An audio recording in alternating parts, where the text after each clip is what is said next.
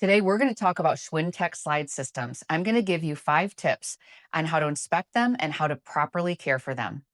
Hey, everybody, it's Deb with Deb's RV Services, and welcome to today's video. I'm so excited to be here. I just came off of a 3-day training session where I was certified in level 1 from Lippert. I drove out to Indiana. I had the training. I learned so many great nuggets that I'm going to divide this up into like a series of things I learned. And today we're going to talk about Schwintek slides. I figured better go ahead and make this video fresh after class because not only does it help you, but it helps it stick inside my brain. The first thing I want to talk about are floor rollers. These are super, super important. And as an inspector, when I first started inspecting, I wasn't really sure if I should check that the floor rollers were movable or not movable. I kept getting conflicting information. I tell you, it is a nightmare sometimes trying to get to the truth. And it really wasn't taught in class. I don't recall it being taught in class if we learned to check the rollers. But I started doing that later on in my inspection career. So with the slide outs, all of the weight of the slide has to be on the rollers. That's super important because if it's not, it can break at the edges. At the edges, you have your bearing blocks and they have the shoe and they have the V rollers. All the weight of the slide should not be on that. It needs to be in the center. So there's also measurements. So if you're an inspector, you want to make sure that when you go out doing an inspection, it would be awesome if you would add this inspection item in there, but inspecting to make sure that the first roller is within 6 inches of the slide out. And then you need to have one placed every 24 to 36 inches. You can always have more rollers, but you can't have less. But you need to have them so you have enough support for the floor. The other thing that you need to test is making sure that the rollers aren't moving at all. So you want to reach under there, and if you can move those rollers, if they easily move and roll, then there's a problem. It's not seated correctly, and that can actually cause the slide to break down later. So you want to make sure that none of those rollers move underneath and that all the weight is on those middle rollers and not on the edges. Number 2, let's talk about lubricating the slides. I have an entire video about this with Darren from My RV Works. And when I'd reached out to Lippert to comment before I published that video, I didn't receive anything back, so I couldn't add it to my video. I really wanted to understand why they don't recommend lubricating the slide out. I think I understand a little bit more as to why they don't recommend it. So, one of the things that happens is a lot of times people are using things like silicone sprays, and silicone can actually attract dirt and debris. So, what happens is all this debris stuff and the silicone gets gunky along the rail, and it causes a huge problem with the slide out functionality. Now, the one thing that Darren said from My RV Works is you're really using, like he recommends the CRC, which is more of a Teflon. You can use a dry lubricant, and this is not from Lippert, but I did clarify that there are certain mechanisms that could maybe get a little spray of a dry lubricant, and that's okay. But I think overall, the reason that they say do not use a lubricant is many people out there don't know the difference between a dry lubricant and like a lubricant that attracts dirt. So whenever you use a type of lubricant that's like oily or like the silicone type, you're going to attract more dirt and that just causes more problems. So all around your RV, if you have silicone spray and you're using that to lubricate things, you're just going to attract more dirt and debris.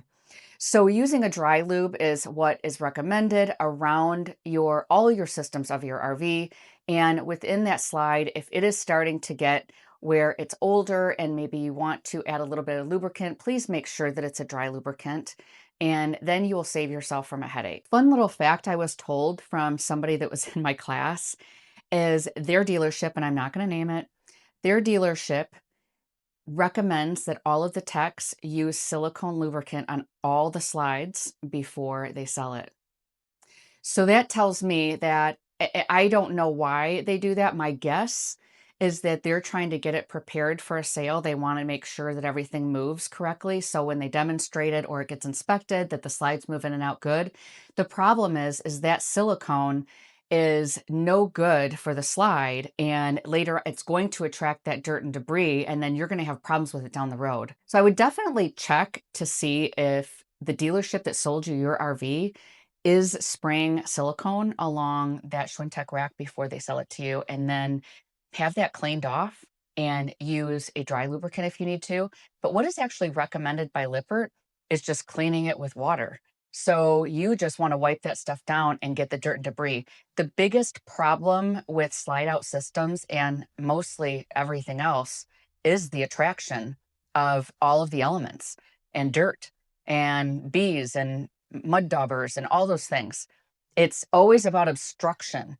Think about resistance, even in electricity. Everything is about resisting movement, resisting airflow. If what you have, your components can attract those things, or you have those things on it and you're not getting it cleaned regularly, you need to make sure you're doing that maintenance because that's going to help you prevent from having a breakdown in the future. If you want to do your own DIY inspection, I am offering my workbook at a discounted price for Black Friday. I am running the lowest sale price possible for my workbook. This is going to teach you how to do your own DIY inspection, and it's over 80 pages long. It's got colorful photos. You've got checklists in there, and you've got examples on what things look like when they're not right, so that you can understand how to find these things when you're looking for your own RV. So I'm going to open up this Black Friday sale on the 28th to the 30th of November, and you can purchase the workbook and start doing your own DIY inspection. Number 3 is about how to retract and extend a Schwintek slide. Some of you know this, but a lot of you don't. You're supposed to hold down that extend or retract button for 5 seconds after it stops. It's really super important that you do this because Schwinteks are all about the proper alignment, and you have these 2 motors. So to make sure that they come in and they're timed properly, you hold it down just that extra 5 seconds. If things aren't syncing up and it's just at a tiny micro level, over time it turns into a bigger problem, and then you'll end up having them, one side of the slide will close before the other side. So then it's considered out of sync. So to avoid that, you want to hold down that button for 5 full seconds after it stops. Number 4, please stay in the weight limit of your slide. So I don't know if you're aware of this, but slide systems actually have a weight limit. So they might put furniture in there. It might be a closet, it could be a dining area.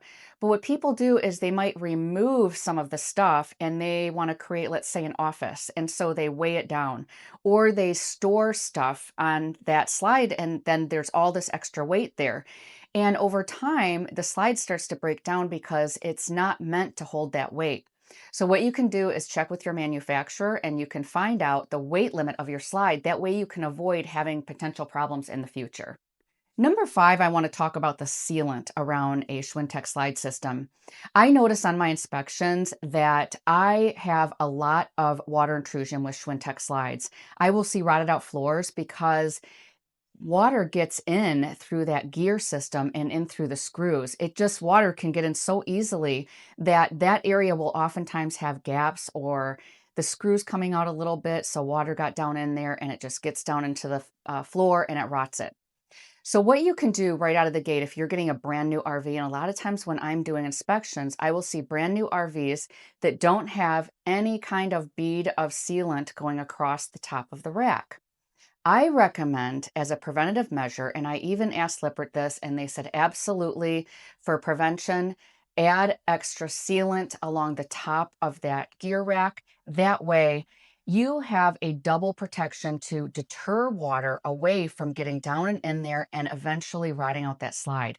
And please, please, please, when you're doing your maintenance every year, check those areas because the sealant can give away and get cracks and holes and water can get in.